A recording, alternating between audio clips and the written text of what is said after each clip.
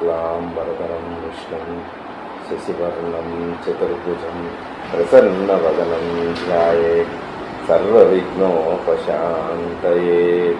व्यासाय विष्णुरूपाय व्यासरूपाय विष्णवे नमो वै ब्रह्मनिधये वासिष्ठाय नमो नमः। लक्ष्मीं क्षीरसमुद्रराजतनयां श्रीरङ्गदामेश्वरीं दासीभूतसमस्तदेववनितां लोकैकदीपाङ्कुरां श्रीमन्मन्दकटाक्षलब्धविभव ब्रह्मेन्द्रगङ्गाधरां वां त्रैलोक्यकुटुम्बिनीं सरसिजां वन्दे मुकुन्दप्रियां। सिद्धलक्ष्मीर्मोक्षलक्ष्मी विजयलक्ष्मी सरस्वती श्रीलक्ष्मी वरलक्ष्मीश्च प्रसन्ना मम सर्वदा। ద్వాదశ రాశుల్లో మేషం నుంచి మీనం వరకు గురువు యొక్క సంచారం ఏ విధంగా ఉంటుంది?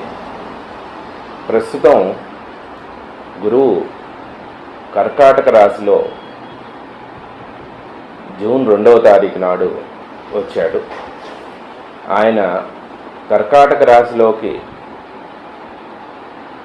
ఆగమనం చెందిన తర్వాత ద్వాదశ రాశుల్లో ఏ విధమైనటువంటి ఫలితాలు ఉంటాయి,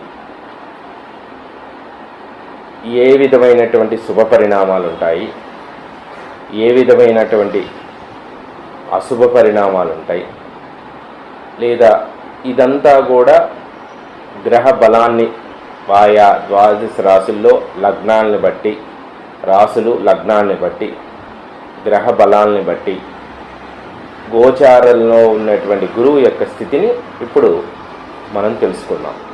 ద్వాదశ రాశులు అనగా మేషం, వృషభం, మిథునం, కర్కాటకం, సింహం, కన్య, తుల, వృశ్చికం, ధనస్సు, మకరం, కుంభం, మీనం. ప్రస్తుతం గురువు తన స్వనక్షత్రమైనటువంటి పునర్వసులో ఉన్నారు. అయితే పునర్వసులో ఉన్నటువంటి గురువు విశాఖ అలానే పూర్వాభాద్ర నక్షత్రాలకు కూడా ఆయనకి అధిష్టాన దేవత. కాబట్టి వృశ్చిక రాశి వారికి ఈ సంవత్సరం గురువు కర్కాటకంలో మారిన తర్వాత అన్నింటా శుభమే. పంచమంలో శని ఉన్నప్పటికీ కూడా గురువు ఉచ్చలో ఉండటంలో భాగ్యంలో గురువు పడ్డాడు.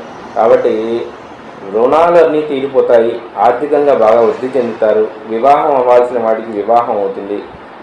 అలానే ప్రత్యేకించి ధన సంపత్తి పెరుగుతుంది, విద్యాస్థానం బాగుంటుంది, అన్నింటా చేయం. భాగ్యంలో గురువు ఉండటం వల్ల గురుబలం బాగుంటుంది. తండ్రి యొక్క స్థితి చాలా గొప్పగా ఉంటుంది. అలానే ఆస్తిపాస్తులు బాగా కలిసి వస్తాయి. అలానే పూర్వపుణ్య యోగం, భక్తి, భక్తి అంటే గురువుల యొక్క స్థితిలో మంచి పేరు ప్రతిష్టలు సంపాదిస్తారు.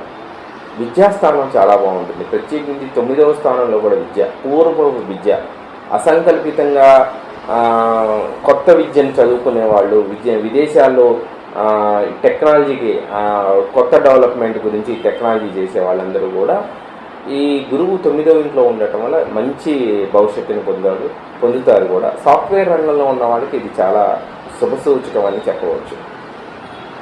గురుబలం బాగుంది కాబట్టి విశేషించి ఒకవేళ ఏ కారణం చేత వీరి జాతకాల్లో కనుక గురువు వృశ్చిక రాశి వారికి వారి లగ్నాల్లో కనుక గురువు బలహీనంగా ఉన్నా, గురుదశ జరుగుతున్నా, ఉచ్చస్థానంలో గురువు ఉండటం వల్ల మంచి పరిణామం జరుగుతున్నప్పటికీ ఒకవేళ ఏ కారణం చేతనైనా గురువు ఇబ్బంది పడితే కనుక రామాయణం చదువుకోవడం చాలా మంచిది. ఈ రామాయణం అలానే సుబ్రహ్మణ్యేశ్వర స్వామి భుజంగ స్తోత్రం చదివితే కనుక గురుబలం ఇంకా పెంపొందించి అన్నింటా జయం జరుగుతుంది. అట్లనే బంగారము, వెండి ఇట్లాంటి విషయాల్లో కూడా వృశ్చిక రాశి వారికి బహుసంతృప్తి. ఏది ముట్టుకున్నా వీళ్ళకి జయమే. ఒక రకంగా గురువు భాగ్యంలో ఉచ్చలో పెట్టి ఉన్నాడు కాబట్టి అన్నింటా జయం కలుగుతుంది. వృశ్చిక రాశి వారికి ఇబ్బంది కలిగేటువంటి పరిస్థితి చాలా వరకు తీరిపోయినట్టే. పంచమంలో శని ఉన్నప్పటికీ కూడా ఇబ్బంది పరిణామాలు ఏమీ ఉండవు. కాబట్టి అన్నింటా జయమే కలుగుతుంది. కాకపోతే ఆరోగ్య విషయంలో కానీ ఇంకా చిన్న చిన్న విషయాల్లో ఇబ్బందులు ఏమన్నా జరిగితే కనుక గణపతిని ప్రత్యేకించి అంటే పంచమంలో శని ఉన్నాడు కాబట్టి గణపతికి గనక చేసుకుంటే బుద్ధి వికాసము ఇంకా వృద్ధి చెంది తెలివితేటలు చాలా బాగుంటాయి. విద్యాస్థానం చాలా చాలా గొప్పగా ఉంటుంది.